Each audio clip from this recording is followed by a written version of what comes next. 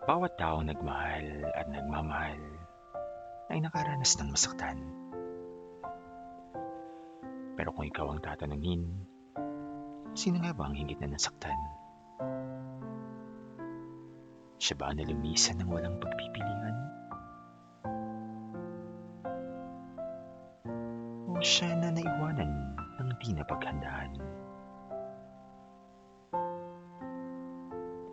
Katulad ng ibang relasyon, ang kanilang kwento ay nagsimula ng masaya at puno ito ng magagandang alaala. Isang pagmamahalan na pinagtibay ng ating lumikha at namunga ng mga supling na higit na nagpatibay ng kanilang pagsasama.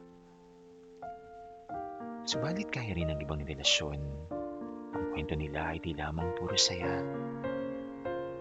Naging bahagi rin ito ang mga pangyayaring naging hamon ng kanilang wagas na pagsasama.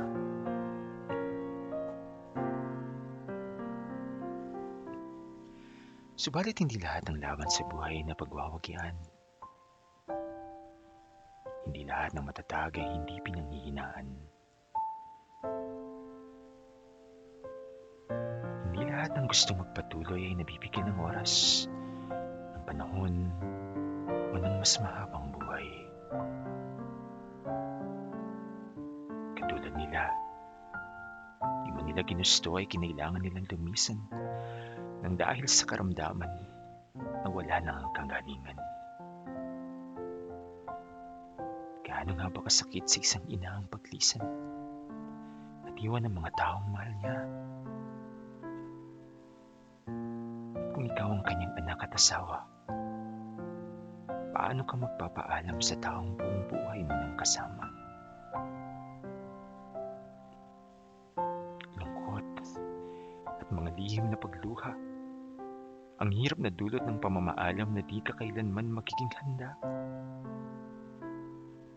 Lalo na ang katotohanan na wala ka nang magagawa pa at hindi mo na siya muling makakasama pa.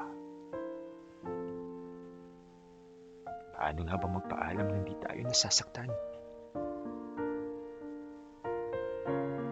Paano nga ba bibitaw sa mga alaala na di na mauulit pa? At paano nga ba maghilom ng sugat sa puso